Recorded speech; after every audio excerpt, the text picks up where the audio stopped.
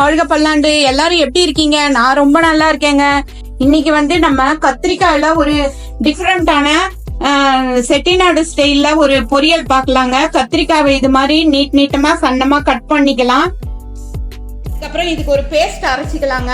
இது வந்து ஒரு 5-6 பல்லு பூண்டு போட்டுக்கலாம், 2 சிகப்பு மிளகாய் போட்டுக்கலாம், அதுக்கப்புறம் 1 ஸ்பூன் தேங்காய் போட்டுக்கலாங்க.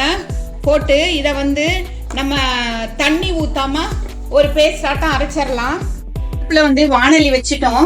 அதுல வந்து ஒரு 2 ஸ்பூன் அளவுக்கு எண்ணெய் ஊத்திக்கலாம். இதுக்கு எண்ணெய் வந்து கொஞ்சம் லிட்டில் பிட் கூட இருந்தாதான் நல்லா இருக்கும். 2 ஸ்பூன் எண்ணெய் ஊத்தியாச்சு. கடுகு ஒரு 1/2 ஸ்பூன் கடுகு போட்டுடலாம். சோம்பு ஒரு 1/2 ஸ்பூன் சோம்பு போட்டுடலாம். கருவேப்பிலை போட்டுக்கலாம். அதுக்கப்புறம் இந்த வந்து கட் பண்ணி வச்சிருக்கோம் இல்லையா நம்ம கத்திரிக்காய், அவங்கள உள்ள போட்டுடலாம். ஒரு இப்படிக்கா 4 தடவை அப்படிக்கா 4 தடவை புரட்டி எடுக்கலாம். இதுல வந்து தண்ணி ஊத்தி வேக வைக்க கூடாது.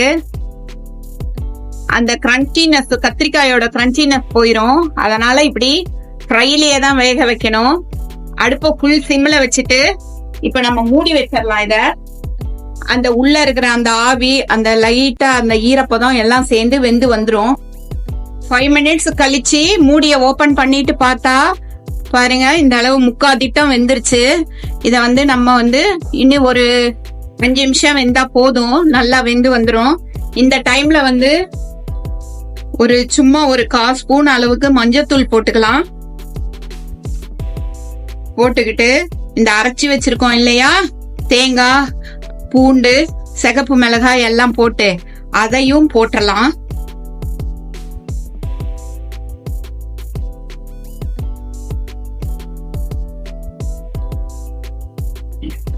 போட்டுட்டு இத ரொம்ப மெதுவா இப்படி ஃப்ரை பண்ணிடலாம்.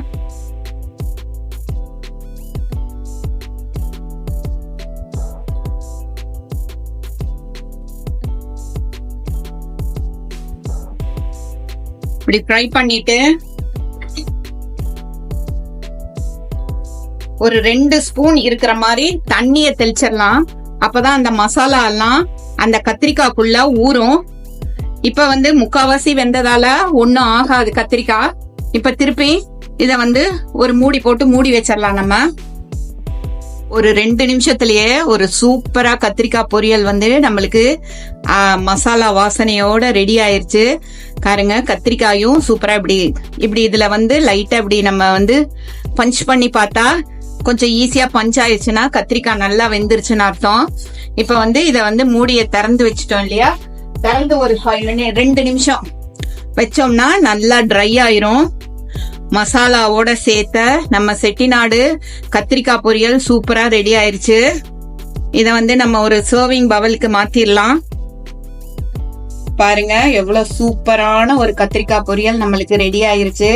இந்த கத்திரிக்காயில வந்து மெக்னீசியம், மேங்கனீஸ், பொட்டாசியம், கால்சியம் அப்படின்னு எல்லா ஒரு தாது உப்புக்கள் சத்தும் இருக்கு இதுல. இது வந்து நம்மளோட எலும்பு வந்து நல்லா ஸ்ட்ராங் ஆகிறதுக்கு யூஸ் ஆகுது. அது மட்டும் இல்லாம ரத்தத்துல உள்ள சுகரோட அளவையும் வந்து நல்லா கண்ட்ரோல் பண்ணி கொடுக்குது. அதனால நம்ம வந்து வீக்லி ஒன்ஸ் ஆவது கத்திரிக்காயை சாப்பிட்டு நம்ம ஹெல்த்தியா இருக்கலாங்க. தேங்க்ஸ் ஃபார் வாட்சிங் அவர் கிராண்ட்மாஸ் கிச்சன். வாழ்க வளமுடன். எல்லாரும் ஷேர் பண்ணுங்க, சப்ஸ்கிரைப் பண்ணுங்க, லைக் பண்ணுங்க. தேங்க்யூ.